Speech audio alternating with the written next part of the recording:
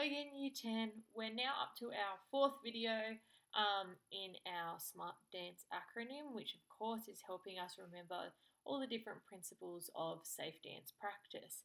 So today we're looking at R, which stands for RICE, or RICER, which in itself is an acronym, and it's looking at how to treat injuries. So a part of safe dance practice, of course, is if we are to have an accidental injury, of course we're trying to prevent injuries, but if we are to have an accidental injury in the dance studio, which is at times unavoidable, what can we do, or what should we do straight away? So if we are to get a soft tissue injury, so just something like a strained muscle, a twisted ankle, that sort of thing, we're going to follow what we call the RICER, R-I-C-E-R, or RICED, R-I-C-E-D, procedure to initially treat it. The reason that we do this is it helps to reduce any internal bleeding and inflammation of the injury, which helps the injury heal faster. The reason that I'm saying RICE D or RICE R, the D and the R are the same thing. One is diagnosis and one's referral. They mean the same thing.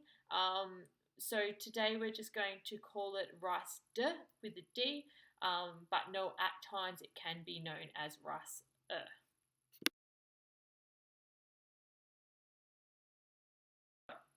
As it's an acronym in itself, we'll start with the first letter of RICE, which is rest. The reason we say rest is we want you to stop what you're doing immediately and move off the injured ankle or knee or whatever it is. So we want to stop using it because we need the injured tissues to have a period of rest to allow them to heal. So not only are we initially resting, but we're staying off or not using whatever it is that's injured for long enough that it can actually heal. So the amount of rest required is relative to the state of the injury. So obviously, if it's quite a significant injury, it's going to need longer to rest, so longer to recover.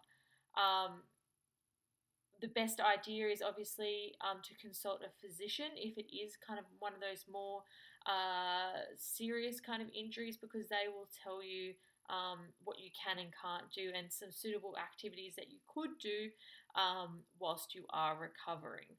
Generally, if it's something minor and you haven't had to see a doctor, generally you should be waiting till you're completely pain-free before trying to use that again.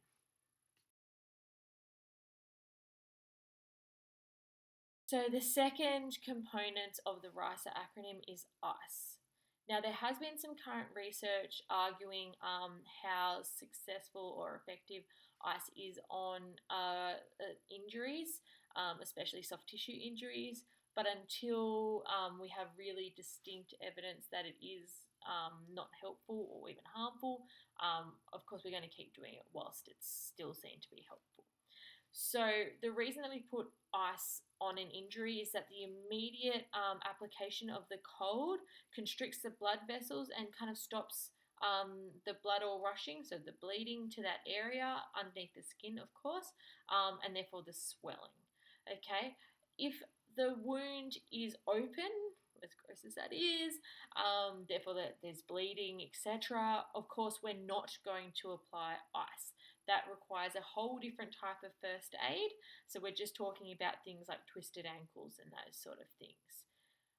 Before we apply the ICE to wherever the injury is, we need to make sure that we wrap the ICE with some paper towel or tea towel, that kind of thing. This is to prevent any ice burn to the skin. So we never put ICE straight on the skin.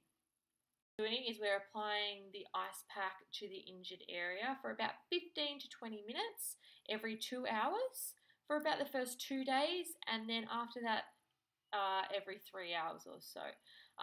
We would hope that after a day or two that the swelling was going down, you wouldn't require the ice to cool down the heat within the injury, but at times this is required. The third component to the RICER acronym is C, which stands for compression.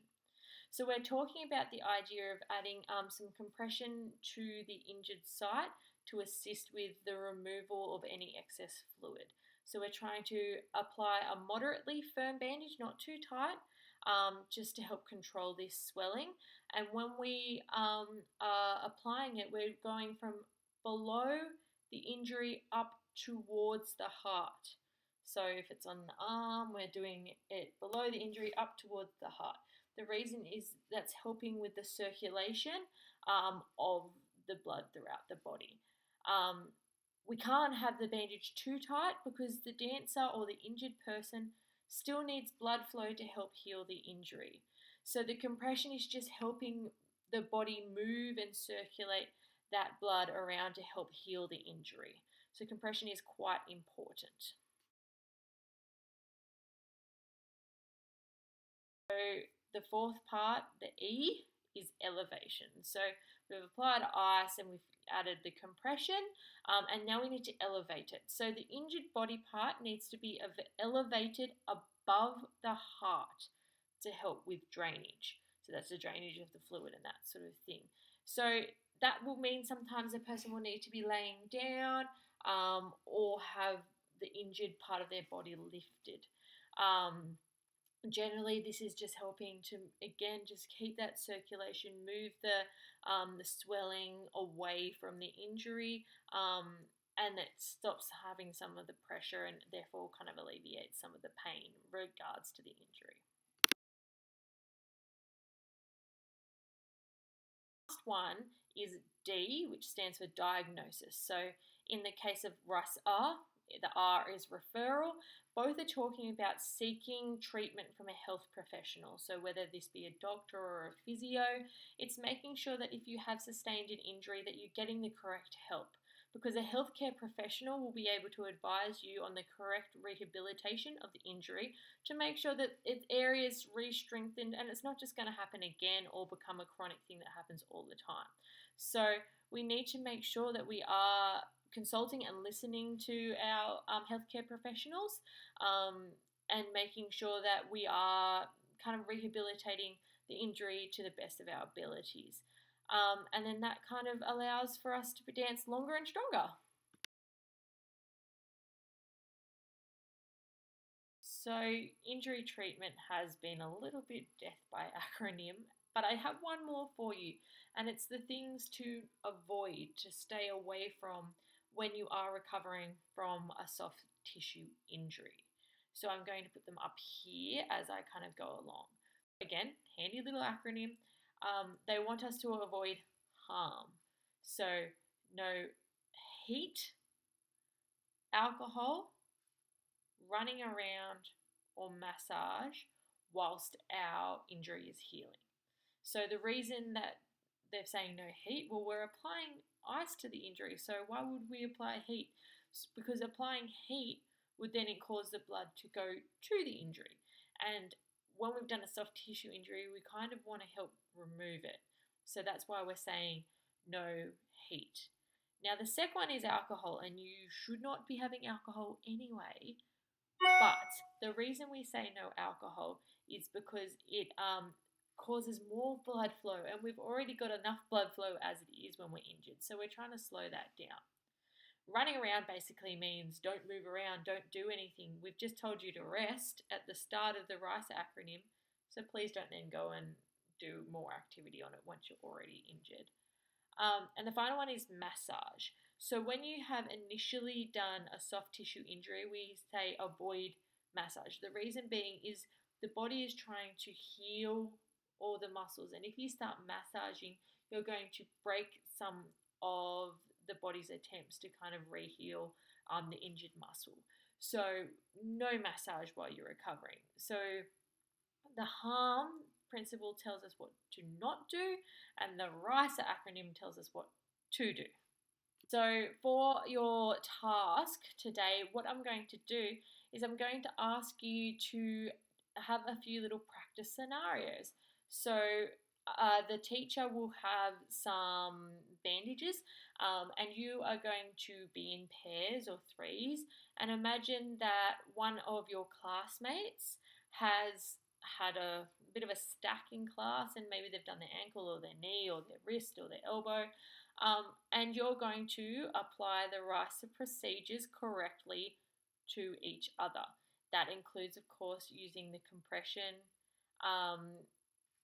moving from away towards the heart, and that sort of thing. It's really important that we do know how to do this, because sometimes we have to obviously apply these procedures ourselves, but it's always good to know that our classmates can help us out in any case of injury. The other thing that's really important to know is that in the classroom we always have ice packs that are special ones that you kind of hit and they turn cold. And as you would know also, that ice packs are available from sick bay if required. So have fun, be kind to one another, and then once you've had all of that done, then we'll move forward to the final part of the Smart Dance acronym, which is T, which stands for training. Thank you.